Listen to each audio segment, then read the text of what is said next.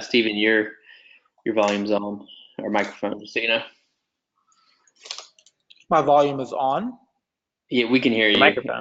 Your microphone's on. I can mute you if you'd like, but you can mute yourself if you'd like as well. Okay, well, he's taking care of that. Well, welcome everyone. Thank you for joining to the first 2019 Texas Boys State Staff webinar. The ideal target for this webinar is for folks that are 5 years or under and tenure serving on staff, but in all reality, because of the complexities of the Boys State Politics program, it's a good refresher for anybody involved.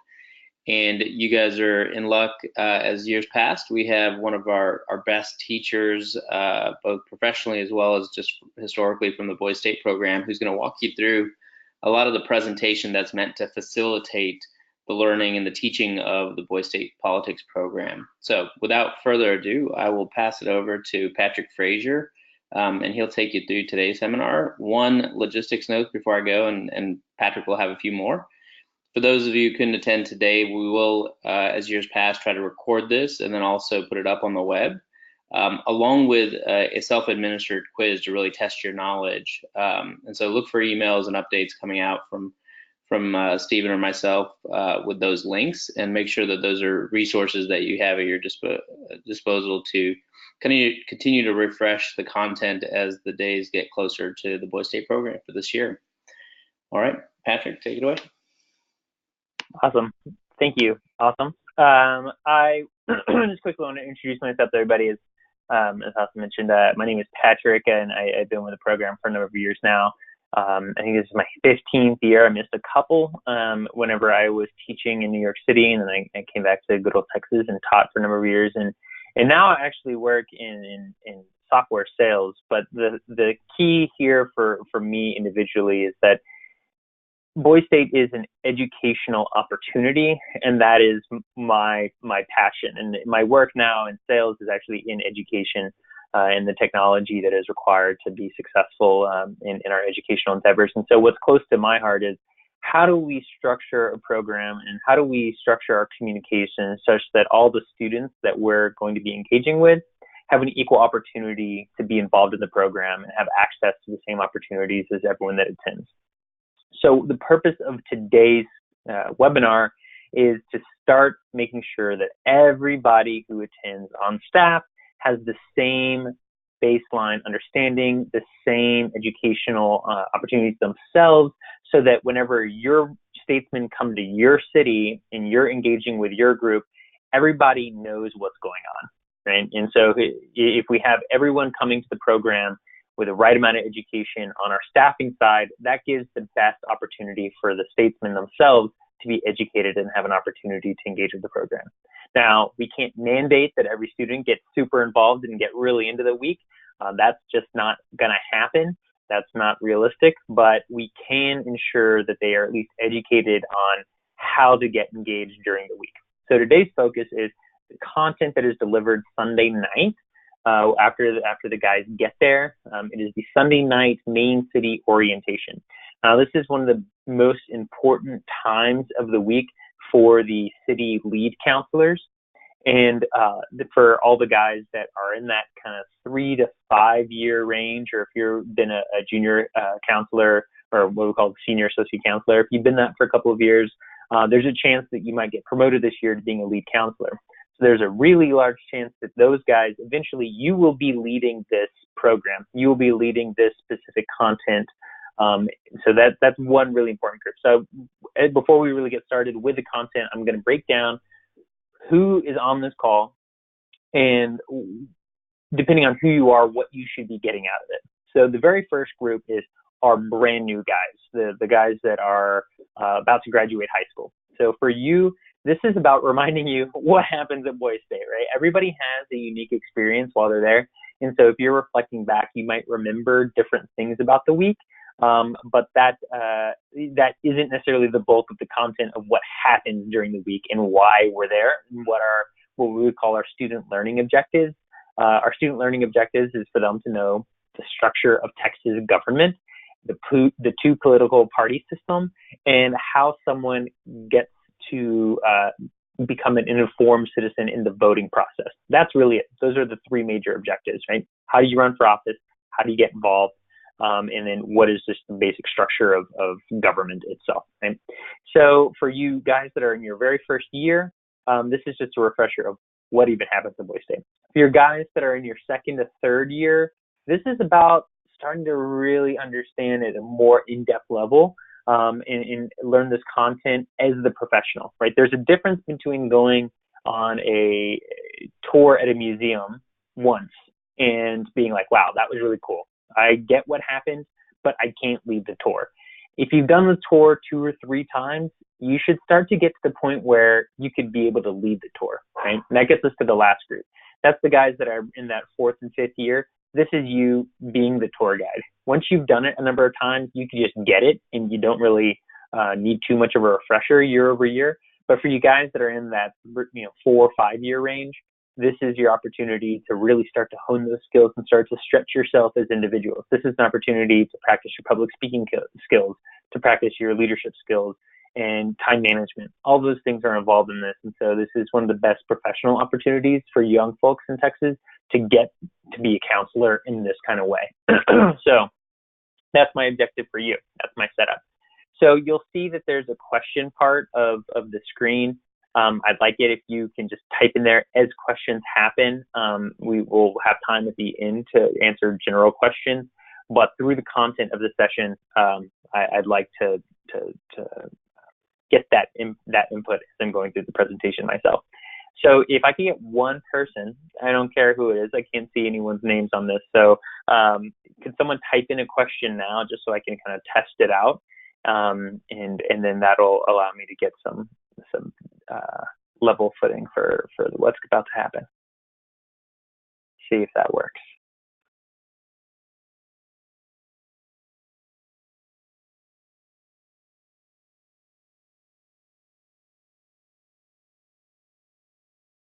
I think the winner goes to Joseph Campbell. Yeah. Well, I was just worried often that my audio wasn't coming through, so at least you can confirm that. Yep. Are you able to respond to those? You see everything? I'm not seeing any questions. Oh, you're not? Okay, there's Maybe been a bunch of questions come through. Let me figure out in the background how to maybe give you access. That's why I'm doing this. Yeah, I don't there have been a lot of people who dropped a test question in. Oh, well, that's lovely. Thank you for doing that, but I just can't see it, so that doesn't help me.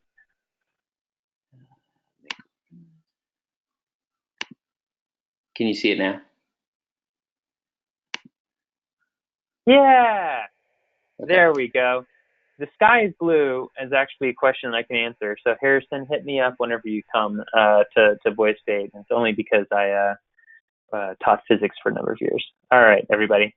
Yes, this is actually live. So there we go. Oh, there's a good question. Are we allowed to talk to the kids about our political beliefs? I will get to that one at the end, but that's a good question, and I have a strong opinion about that. And then Ryan asked, what year is this for Boise State for me? I went in 2003, and I missed 2, so this is year 15, so it's a big year for me. Okay, guys, really appreciate that, and let's dive into the presentation. So can you confirm that you see my screen full and big? Let's see. Yep, we can see it fully. Okay, beautiful. Okay, all right, so level set. There are kind of 2 voices that I'm going to be using in this presentation. One is the voice that I would do in the delivery of the content, and the other voice is me telling you tips and tricks and some of the things. So it's kind of both what I would do in real time, and then me kind of stepping out of that and then telling you some structured guidance as well. So to start, before we go into the actual presentation, as a reminder, Sorry, Craig might have. I put Craig into the staff as okay, well. We're good now. Okay, so to get started, reminder, this is what happens Sunday night. So there's a shorter city orientation whenever the guys first get there and before you go to dinner for the first time. This is not when this happens. This happens the night of Sunday, and this is one of the most important pieces of the whole thing. Remember, the motto of Boise State is learn by doing. They're going to be doing at the end of this presentation, that's when they start doing. So unless we properly teach them about what they're about to do, they can't learn anything. That's my perspective on this whole thing. So all this content was created by us as Texas Boys State staff to help create consistency across the group. So this is what we're going to dive into.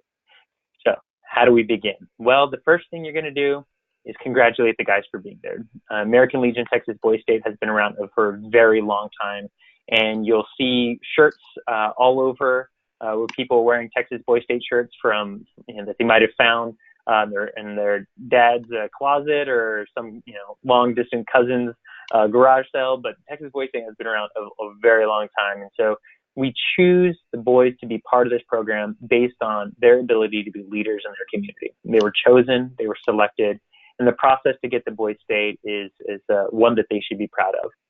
For a lot of you statesmen, this is one of the first times you've really left your home community and been around talent equal to yourself. So this is an excellent opportunity for you to engage with your peers. These are the types of guys you're going to end up being in college with. These are the types of guys that you're going to be colleagues with in the future. But this is an excellent opportunity for you to really get engaged in Texas civics and how to become a better citizen. And we're going to do that through the learning about the political process. Everything you do this week at Boys State is something that happens in real life. The scale of what happens in real life is much bigger. The amount of dollars are much higher, and the timeline is stretched. We're doing everything that happens in real life over the course of a year, condensing it down to about 1 week. So there's a lot of elements that we kind of cut and we create into this world, but for the most part, everything that you're learning here happens in real life. And so that's what we're going to dig into today. So the big picture is that Boys State is operating a few different things simultaneously. The first piece is the city. The city is who we're talking to right now. That's who we are. We're Goen City, we're McGraw, we're McGee, whatever city we are. That's the structure that we exist in. And just like in a real city, we might care about politics, but we actually care about our neighbor a little bit more than we care about partisan politics. So that's what happens with our mayor, our city council, those types of elements. Those are a little bit removed from the political process. So the political process is what we think of as more commonly Republicans and Democrats. It's who are the candidates.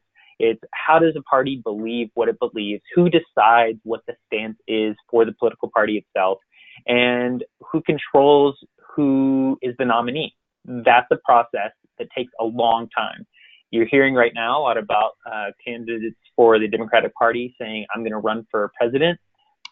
How do they end up getting selected as the candidate for presidency? That's an entire thing we're going to explore this week at the state level. And the third process that happens simultaneously is the elected process. Now, this is what happens more commonly when we think of as politics. This is when people actually get elected. This is whenever you have two people running against each other and you go to vote. Or in real life, you might have 8 different people running for president, but 2 of them typically have the most press, right? And that's really what we're mimicking here today is the 2 political party process that gets us to an elected process. What we're going to do now is we're going to dive deeper into each one of these so that you can get the big picture. Okay. So time out. One of the mistakes that people make in this slide is thinking that they need to explain each of these tabs or each of these sub-bullets, in great detail. You don't, because those are the slides that are coming after. So if you you have about 90 minutes for a lot of this. This whole presentation should probably take about 60, but the process that happens that night, which we'll go into later, you have a limited amount of time. So one of the biggest mistakes you can make as a new lead counselor is wasting that time on the presentation, taking too long in certain parts. So that's one of my biggest comments here for the big picture is this should take 2 minutes to explain. Okay. All right. So first, let's talk about the city governance. So you'll notice on your name tag that you're all part of a city. And this is the structure that we have. Just like in Texas, there's lots of cities. Sometimes there's a couple of cities inside of a county. Those counties make up a district. All those districts make up the state of Texas. Your city is who your group is. So if you think about a traditional bunk at a camp or something like that, I'm your counselor. You have associate counselors. We live together. We eat together. We go from place to place together. We play our sports together. We're our core group, right? These are the guys that by the end of the week, you're going to be able to call your close friends, okay? And yep. And then so in the political process, this is that more traditional Republicans versus Democrats, right? But here at Boy State, your name tag is either blue or yellow, and that means you're a nationalist or federalist. But right now, it's a total clean slate. Neither party has any stances whatsoever. You get to decide this week through a variety of methods of what that political ideology is going to be. So that's a big part of this. And the elective process, by the end of the week, we will have the runoffs and within the primaries between the two political parties. So the nationalists will be able to say, this is who we elect as our representative. The federalists will say, this is who we select as our representative and as our candidate. And then they will go head to head to determine who wins, the nationalists or the federalists. A big part of the game for the week is who's going to win, the nationalists or the federalists. It's a big part of this process. All right, so let's go deeper into the city leadership, okay? There's going to be a few elected positions that happen tonight, right? So we're electing these people tonight. So I need everyone to really pay attention because some of the decisions that you make tonight could possibly change the course of the week for you, okay? So some of the basic ones that we have to have a mayor, we have to have an Olympiad director, color guard, and press corps, okay? So the mayor is someone who is going to meet the visiting dignitaries. So we have special guests that come and speak to the groups every night. And the mayor is going to be your representative for your city. They get to meet these representatives. They introduce them at the assemblies, and they are the front leader of our core group. Okay, the Olympiad director, they are in charge of the structure and the organization of our sports teams. There's a couple different games that we play in structured tournament style. So that person is going to be able to organize teams, field the teams, decide. There's a lot of time management to this because there's a lot going on. So deciding that if we have two games at the same time, how are we going to split to make sure that we don't have to forfeit one? So the Olympiad director is someone who's got to be really organized and be able to motivate the group and inspire the group and get them all, get them excited. And then there's the color guard. We get two color guards, and those two gentlemen will be in charge of not only carrying our flags around, like you see here in this one picture where they carry the flags at the front of the group, but also they are responsible for either raising the flag or lowering the flag during our ceremonies throughout the week. Now, typically this is someone who has flag etiquette experience, but if this is something that you're really interested in, that you've never done before, this is an excellent opportunity to get that involved. So, but if you have a background in being in ROTC or being in flag etiquette through Boy Scouts, something like that, this is also a next opportunity for you to get involved in an area where you already have some experience. So there are some new ones that are very interesting for guys that are looking for ways to get involved in a more technological way. So this is a new or kind of program that we have at Boy State called our Press Corps. And this is for folks that are really interested in media production, writing, news outlets, anyone who's wanting to do a career in mass communications or PR or something along those lines. These guys are in charge of creating daily news reports, news segments with live camera footage, doing interviews. It's a full-time job during the week, and it's really takes a lot of time. But you get a vantage point that no one else really gets. You get to see the program from a lot of angles, but it removes you from others. So some of these different ways to get involved early require different amounts of time, and they actually then dictate some of the things that you do for the rest of the week. So you basically are opting into one thing and therefore opting out of another. So I want to make sure that you understand the impact of that. So the mayor, one really key piece for being the mayor is that you cannot then run for an elected position. And there's a reason for that. That's a little bit of a nuance for Boy State because if you're following along with national politics right now, you have the mayor in Indiana, Buttigieg, is declared himself to run for president. So as the mayor, you can run for other things in real life. But in Boy State, the week is too short and there's too much to do for the mayor. that the mayor is not allowed to run for governor or some other elected position. The mayor can run for some other things, and we'll explain which things they can run for.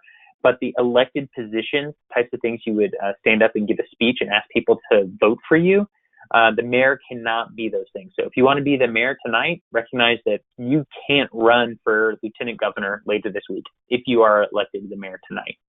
The Olympiad director and the color guard, they can do anything else the rest of the week involved. But the press corps, because you're so involved in that area, and also you think about press in real life, it's press corps. You don't typically see a newscaster running for president, right? Like your press corps in the media is supposed to be unbiased and supposed to be being critical of the political process or providing news on the political process, but they themselves are removed from the actual being of the politician. So there's some two really important nuances there. So if you're mayor, you can't be something else, and if you're the press corps, that's one of your full-time jobs for the week.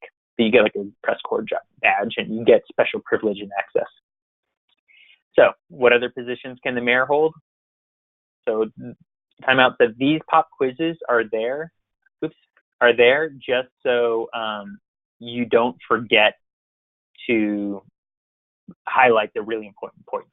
So if you forget something, you have a safety net of the pop quizzes are there to catch the things that definitely need to be said. Okay.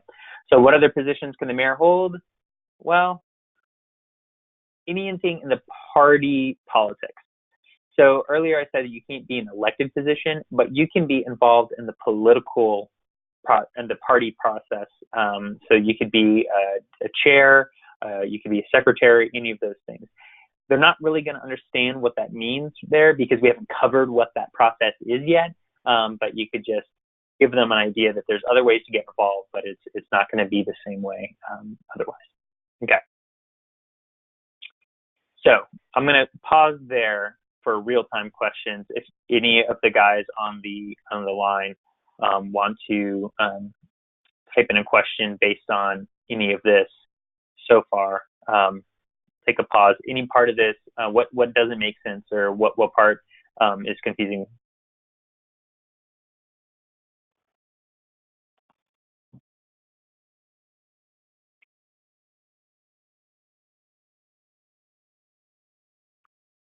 Are the non-elected political offices that can be held by the mayor just appointed? Yeah, it's a great question, Eddie. So the ones like these, the county and state delegates, they're not appointed. They are elected, but within the political process. So what happens is you have these precinct meetings, and you do have those elections at the precinct meeting, but they're not like formal ballots, right? And that's one way to separate it in my mind, is that the mayor can't run for something that has a ballot. How many in each city can join the press corps? Stephen, I think last year we allowed 2. And so I correct me if I'm wrong there, Pennington or Awesome, but I think last year we did 2. It was 2 last year. We're pondering still whether it be 1 or 2 this year. And we are going to have a different press corps, which we'll do detailed training on whenever everyone arrives for counselor training. So it'll be exciting. We'll confirm the number there. Yeah. Okay. All right. Great. I will forge ahead. Okay. All right. So now to the political party process. And so what's happening simultaneously is that there's a bunch of meetings at the precinct level, the county level, the district level, where you look around the room and all you see is a blue name tag, right? If you're a nationalist, you're going to spend a lot of time in a room with just other nationalists trying to figure out who you are, how to accomplish the feat of being the majority party, and who are the people you want to select to be your candidates at the general election. You're trying to figure those things out. And at the same time, the Federalists are in another room down the hall trying to do the exact same thing. So these processes are mirrored. Your roommate, when you get to your dorm at night, your roommate is on the other political party. They're going to have experienced the exact same day as you, trying to figure out who their political party is and how to win the election. Okay? So the structure of these, it all begins with the very first precinct meeting. At the very first precinct meeting, no one's in charge. Right? The counselor's going to lead that until you elect your chair. Once you elect your chair, that person then runs the meeting, and they are just called the same as everybody else, right? They're just called a delegate. And so once the chair becomes the delegate, they lead the meeting, and then you elect 4 more delegates. So there's 5 total delegates. One of them is the chair. Okay. Everyone else is then called part of the gallery. Right? The only people who can vote at those meetings are the delegates. The gallery obviously is there to provide input, to tell their delegates what they want to vote for, and tell them their opinion, but they can't vote. Okay? So each of this is happening at 3 different cities. Remember, each 3 cities basically groups together to make a county. So what happens whenever you have each of these cities, each one has 5 delegates, so there's 15 delegates across these 3 cities. What happens when the 3 of them get together for a county convention? Well, oh, I messed up. That's a slide that comes 2 more. That happens sometimes. Okay, so before I get to that, so there's 3 more that happen. So you have your 5 delegates, and then there's 3 more positions that get elected at that same precinct meeting before you go to the county meeting, which is what I was jumping ahead to. So at your first precinct meeting, you elect your 5 delegates and 3 more positions. And so there's the rules person, right? So they are someone who really structures what happens at these larger meetings. You would want someone that really understands the impact of small decisions at a large scale. Someone who understands how things should be optimized and become efficient. Someone who understands procedure. Those are the types of people who work really well in the rules, and they have work that is done really at the very beginning of the week to set up the stage for the rest of the week. They're actually really, really critical people. Then there's the platform. This is what you would think of as your more traditional party politics. What is the position that you believe? What is the policy? These are people that are focused on issues. People who have maybe done debate and any sort of government within their own extracurriculars. So that's going to be focused on the platform. What is it that you stand for? And then there's the campaign, right? So those are the folks that do pretty much what you think of as getting the vote out, right? What are the slogans? How do you work with people to make sure that they vote? Those are some really important processes that happen later in the week. So the rule stuff happens at the beginning of the week, the platform kind of in the middle of the week, and the campaign gets really ramped up at the end of the week. And this is a great way to get involved just based on your own interest and how you like to, what you view as your strength, what you want to get involved in. Or if you want to try something new, this is a really great opportunity to do that. Okay, so what I was trying to say earlier. So those meetings happen in those 3 different cities. When you get those 3 cities together, you get a county convention. What happens is that those 15 delegates, they go and they move to the front. They are all the voting people at that county convention. No one in the gallery can vote on anything. Only the delegates can vote. The delegates can certainly turn around and say, what do you want me to vote for? But the only 15 people that have voting power are those. Okay.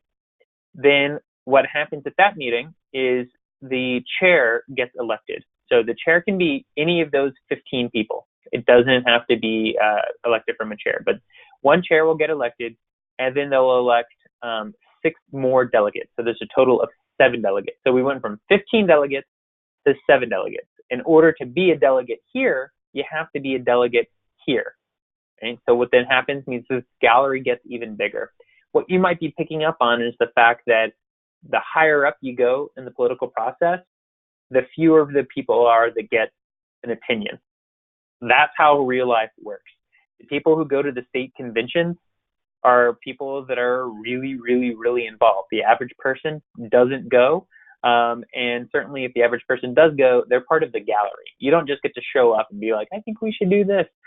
You only get to speak up and you get to vote if you are a delegate from the very beginning. So that's the process within the political process. Now, at that state party convention, all those voting delegates go down to the front, and again, the gallery just gets bigger. Right? At that meeting, we elect the state chair, the state secretary, and then the whips. These people, interestingly though, can come from anywhere. Right? It depends on the rules, how the rules are set up. So the state chair sometimes can come from the gallery. Sometimes you have to be a delegate to become a state chair. It just depends on how they set it up. But that's up to you guys on how you want to do it. So that's the entire state party process, or the party process in general, and the different roles that you can play in that. Okay, so let's do a pop quiz. So who can vote at the state party convention?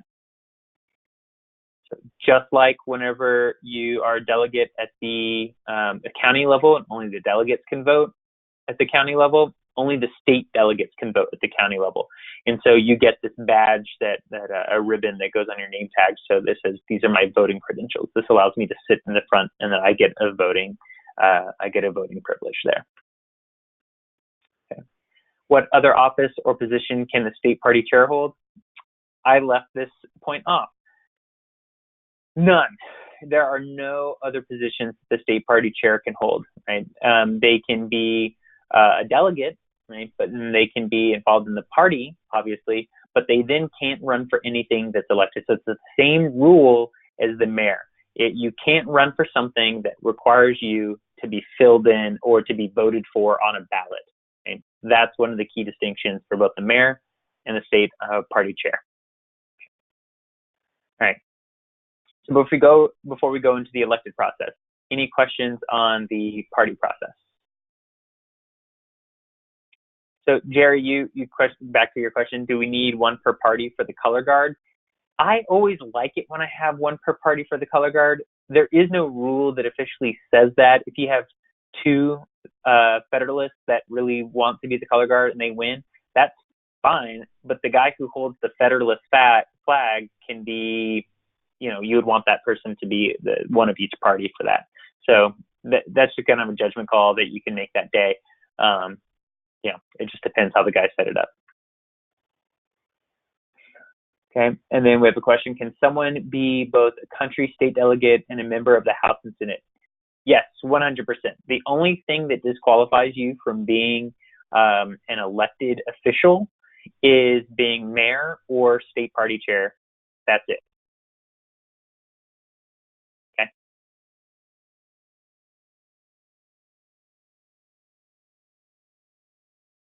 Any other questions?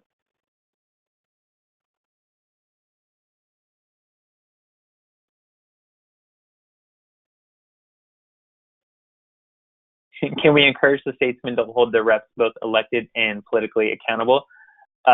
Yes, 100%. How they do that is up to them. But if they often get really frustrated and say, I don't get to vote, and that person isn't voting the way I want them to, I don't like this. Well, that's an opportunity for you to say, okay, and this is something I genuinely mean. When someone, anytime, and this is a very important thing for everybody that's a newer counselor to listen up to, anytime someone says about something that they don't like about the program, the best way to respond is, yeah, it's obvious that you care about that, or some sort of validation statement like, yeah, I imagine that's really frustrating. Is it right that you feel like you aren't as involved as you'd like to be? And then let them start talking, right? Let the student, let the statesman start to talk through their feeling. Anytime they say something negative, let them talk it through and then turn it into a real life lesson. So they say, yeah, this guy's up there and I don't get to vote and they aren't voting my way and I feel like I'm not engaged and, this sucks. Okay. And say, yeah, it sounds like you wish you could be more involved. It's like, yeah, I wish. And it's like, okay,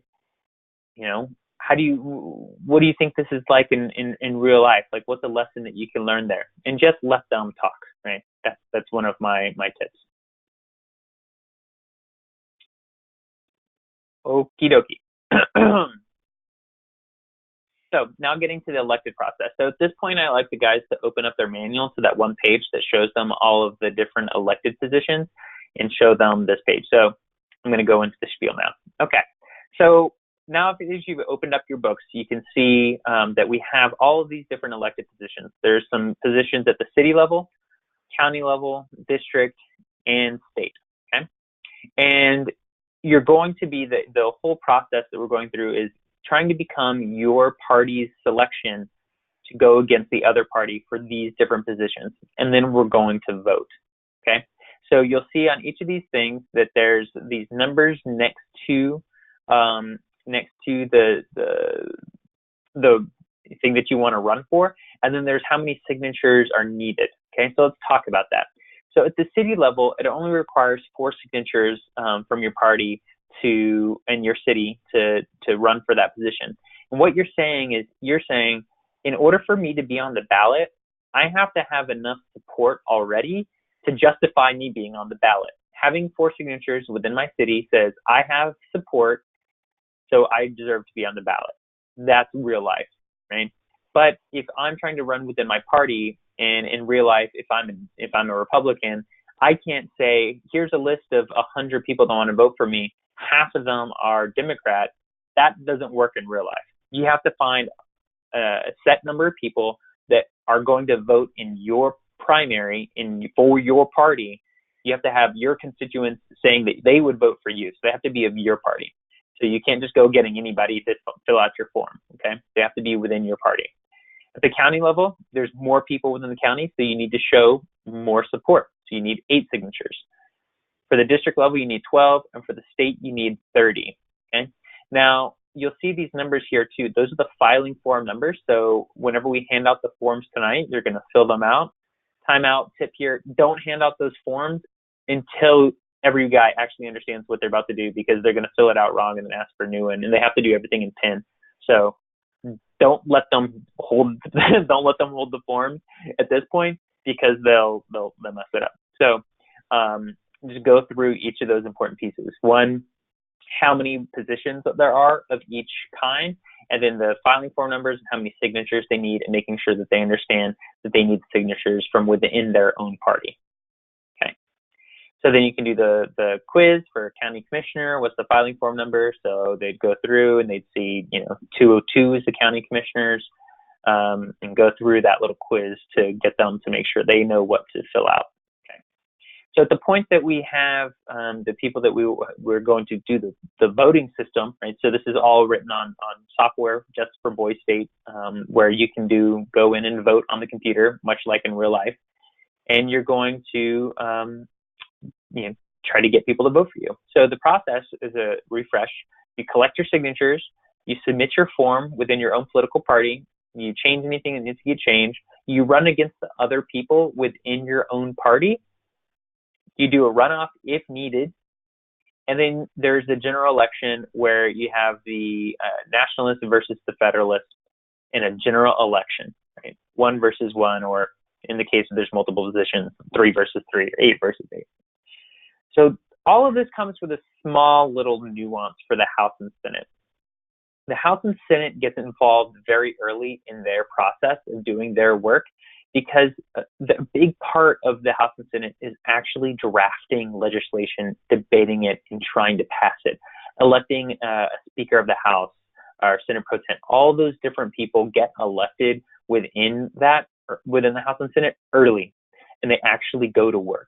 One of the only real positions that does the actual role is within the House and Senate. In order to give them time to do that, they are elected early. Everything else culminates to the end of the week. On Thursday was the last day to vote, and that's when the big vote is. The House and Senate happens much, much earlier, but it gives you a chance to be way more involved. Okay. So just to repeat, so this is the full process. You get down to where you run in the general election, and then you get to shake hands with the governor and be the hero. Right? Okay. So to recap, you have 3 things that are happening at the same time. The city process, where you're one city, you're existing together, you're trying to build a good life for each other, trying to make the best decisions for the future of your city. Then there's the political process, and oftentimes the city process has nothing to do with politics. You don't run in the state of Texas for mayor on a ticket for Republican or Democrat or independent. It just doesn't happen that way. Then you have the political process. That's the candidates, the debating of policy internally to determine what you believe in, how to structure your meetings so that you're extremely productive and efficient, and how to get your best candidate elected. And that elected process happens where we have the final breakdown of two people running for one position and the public going to cast the vote. So one of the important things here is that the public is going to cast a lot of the vote for both the candidates and for these elected positions, but the party politics internally for the delegates and these different pieces, those don't happen in a general ballot. Those happen internally for people that are involved in the political system. And that's one of the most important things to learn from Boise State is how is it that people even get involved in the depths of politics, and how do people volunteer in politics? A big part of that happens in the internal political system. So, pop quiz. Can I be mayor and run for elected office? No. Can I be state party chair and run for elected office? No. How many elected offices can I run for at once? That's an important thing that comes up often. Some guys will want to hedge their bets and try to run for two things at once. No, you can't do that. No one runs for two things at once. It's just not how it works. No, that doesn't work that way. So you can just run for one thing at a time. What's an example of an elected office, and what's an example of a political office? So an elected office is what you typically think of when you become a politician, right? I'm the governor. I'm a district attorney. I'm a senator, right? A political office is something within the political system, like being a delegate or being on the rules committee or something like that. So all of these things, you want them to start talking, right? And don't jump in. Never be, as a good teacher, if you ask a question and no one says anything, it is then officially a standoff. And if you speak first and they don't answer the question, they know that they don't have to answer questions in the future. So good tip there. If I win my election, will I actually take office and perform the duties? It actually just depends, right? If you're in the House and Senate, you pretty much do the duties, but the other pieces, you don't do it as much. Okay. So that is the full presentation in probably 30 minutes with not much engagement because we're not in a room together. In real life, this could take anywhere from 60 to 75 minutes. And what happens after this is you elect the mayor. You actually, whenever you leave the room that night, you will have elected everyone on this page, the city leadership. The mayor, the Olympiad director, color guard, press corps, they will have been selected that night, and some will have meetings that night. The rest of the evening, in this one meeting that happens where you're doing this, that's when you hand out the filing forms. They figure out what they want to run for, and they just start asking you tons and tons of questions because they've been there less than 12 hours, and they're being asked to figure out what they want to do for the rest of the week. And that's a really big decision for a lot of these guys, and it's super fast paced. It's very difficult for them to envision what they should do. And they're going to ask you often, what should I do? That's a question that comes up a lot. The number one answer should be whatever you feel like doing, right? That's a very hard thing. A lot of these guys will ask you for advice. What did you do? What should I do?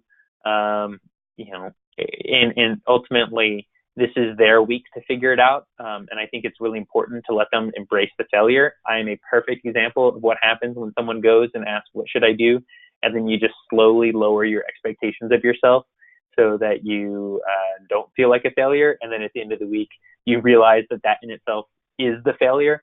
So that's something that stuck with me throughout my entire life is that one lesson from Boise State is that I will be intimidated by everyone around me to the point where I lower my expectations so that I don't feel like a failure. So it's important that I never do that. I did not know that about myself until Boise State. So getting those guys to go through that experience is really important. So the rest of that night, though, is all about them getting their filing forms set and getting ready to try to get their signatures.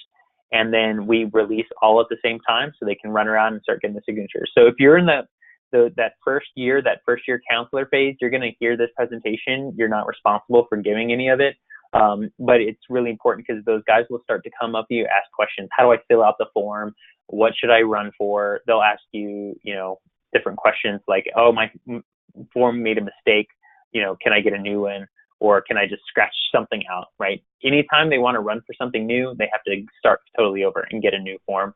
That happens often. That's like saying, yeah, I got these signatures because people believed in me to run for senator, but now I'm not going to run for senator, so I'm going to change the word senator to dog catcher, and people vote. That's not the same faith, right? Like, people aren't saying the same thing if you just change what it is, right? It makes more sense maybe if you move up, right? I got 30 signatures for a county clerk, but if I change it to governor, then can I just run for governor? It's not how that works. So you'll get a lot of those questions. All right, guys. So let's talk about some of your other questions. So put anything in there. I have 15 years of experience with the program. Craig, how's the sales target going? I landed the biggest deal that we've had in 3 years, so that's pretty good. Actually, got paid on that today, so that's kind of nice. Let's see. Where did I get my shirt? You'll get one whenever you want. Let's see. I want to revisit that question. Are we allowed to talk to the kids about our political beliefs? Derek asked that. I'm going to say I never, in a best practice way, not in the first 72 hours. It shouldn't be the focus. And it's not a stance against talking to them about your political beliefs. It's about changing the perspective of why you're there. You're not there to talk to them about political beliefs. You're there to ensure that they learn about this political process. After about 72 hours, you have some comfort with them. If they're talking about politics and they ask you your opinion, yeah, I think it's okay to share it, but I think it should always be done from the perspective of power, where a teacher thinks about the impact of what they say, right? I would never say anything harsh. I would never say anything with any sort of attitude about it. A lot of times when I was in that situation, I would sometimes openly kind of play a little bit of devil's advocate and say, like, well, what do you think about this? And I'd be like, well, how many people do you know that feel differently than you? Or, and I guess devil's advocate's not the right way. I'd take it more from like a facilitator or a mediator, and often offer up, opinions that maybe they hadn't heard before, but from an educational hope, right? To try to broaden their horizons a little bit. But, I would share my opinion, once I knew the guys. I don't think that's that big of a deal, but it should be done knowing that you are their leader and you are not, you're not one of them. So some other questions. Are we going to allow them to create another galactic empire? We don't ever allow them to do anything. It's their boy state. Like, we don't intervene. Every single year for you guys that are in your first year, what you're going to learn, this is a sad truth, I hate to break this to you, but every year some of the same things happen. And so you, as a boy statesman, as a statesman during your year, you think that you're having this incredibly unique experience and none of this has ever happened before, and we actually created a third party. That happens almost every year, or at least the talks of it. Sometimes it's successful, sometimes it's not.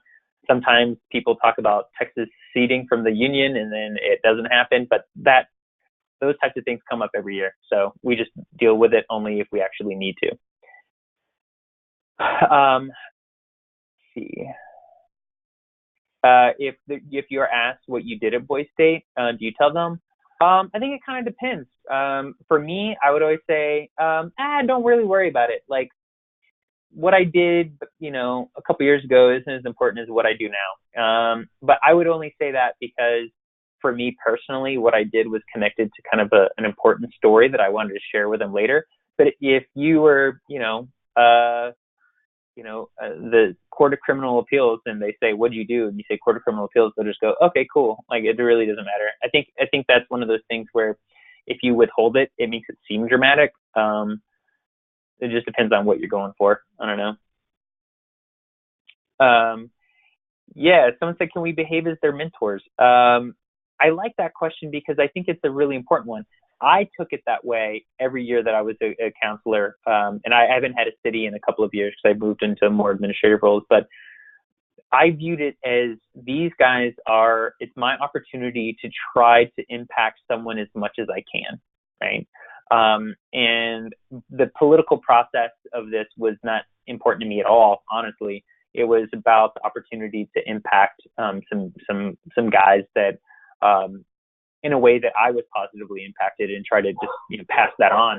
And it's a really rewarding thing. I actually had a favorite quote that I shared with my guys one year, and one guy particularly, really, we kind of bonded over it, and he ended up using that quote in his valedictorian speech. And he let me know, I was probably like a junior, senior in college, and he was, a senior in high school. And so I think that's an excellent opportunity to foster mentorship, and you yourself grow a lot from that as well.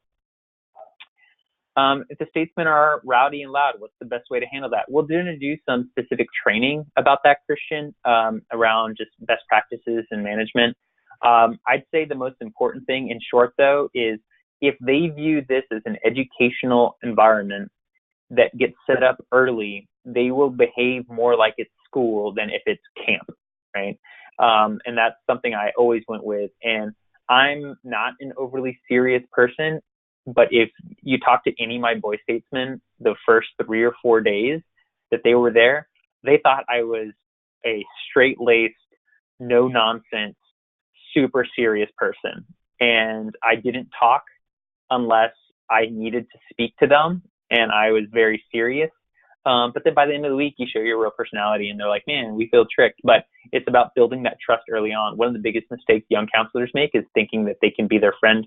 That's a huge mistake. Don't ever do that. Are they allowed to succeed? They're allowed to. Boy State, it's learn by doing. We have to have the stance of, they can, if they can successfully pass legislation for that, then that's a learning opportunity. Do we think it's a good idea? I don't know. We don't really have a stance on that. We definitely don't like the press that comes from it, because people like to think that it's part of the program, but it's, it happens every once. Well, it's only happened once, but I doubt it will happen again because it's already happened once. If we see someone who is generally struggling with a process, should we try and give them advice or let them work it out? Jose, that's a really good question. I want to separate those into two things. Generally struggling, but trying is one thing. Generally struggling and going into a hole, that's a different thing, right? So if someone's generally struggling but making progress, have them on your radar, ask them questions. That's the easiest thing to do. Don't give them advice, ask them questions. Ask them things like, so you're struggling with how to do this, how do you want it to work? Okay, to get them start talking about what they want it to be. Like, okay, well, what's the hardest part about this thing? Okay, get them talking. That is really your best job. Any mentor asks more questions than they provide answers. It's about you statements, not I statements. So it's like, what do you want to get out of this? What is the hardest part for you? What's something that you can take away from this? That's where you should go with that. If someone's struggling in an emotional kind of way and they're starting to retreat from the program, then definitely be a little bit more proactive. And you also have the opportunity to put them in touch with me or any of the other people I kind of operate in a rover sense. So I just put out fires. So if you have someone that you need to put in touch with, then you put them in touch with someone like me. Are all the newbies junior city councilors? Will some of us be assigned to do other work such as admin? And do you get to choose? Those selections pretty much get made ahead of time based on feedback from your counselors. If you're a first year, then your counselors gave feedback on you last year, and we make those selections based on what we think your strengths are. I want to publicly state that I think it's wrong to think that there's a hierarchy of being admin versus with a city. On my first year, I was admin. I just helped make things happen behind the scenes. Then I spent a couple of years as a city junior counselor, and then I spent 8 years as a 10 years probably as a city counselor, as a lead counselor. So it's a natural process. Just get whatever. Eddie, find me whenever we get to the program, and I'll share my quote with you. And that's those into those questions. So let's see if anything else pops up. But in general, guys, you are 100% going to be taken care of by guys that are more experienced across the board, whether it's with the content, leadership training. This whole week for you younger counselors, that it's your first year or maybe less than 3 or 4 years, this is an opportunity for you to get leadership development for your personal self that is hard to get otherwise. And a lot of the people that continue to give back to the program, it's because of what it gave to us.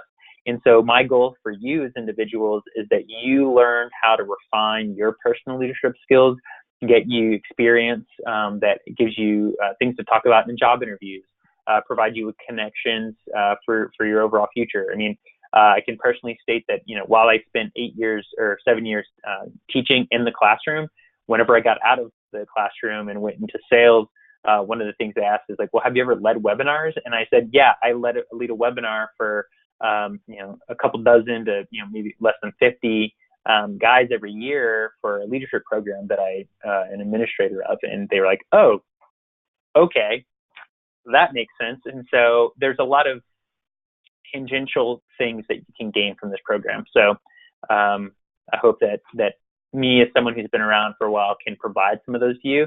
And just like someone said about trying to be a mentor, please find mentors here from people like me, and get to know some of these guys that have been around for a while, and help you navigate what is most likely a college experience, or your transition out of high school and into more adulthood. That's a really great opportunity for us to do that. So with that, I think we are done. It is awesome. Did you have anything to add, or Craig, anything you want to add? No, not right now. I think that was great.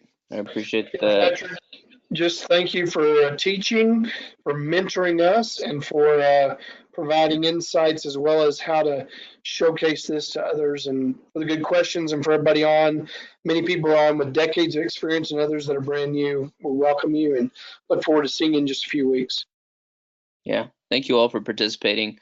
You'll have about a 2-week cadence now for the next two webinars, and just as you found this hopefully very informative and helpful about the details of the political process, next one up we'll be talking about one of the questions about how to lead, a lot of tips and recommendations for new counselors playing that associate city role, and then finally a very important series with Darren Brabham talking about logistics and liability that everyone should attend and watch the seminar in preparation for when we arrive. So other than that, thank you again, Patrick. Really appreciate it. You did an amazing job this year.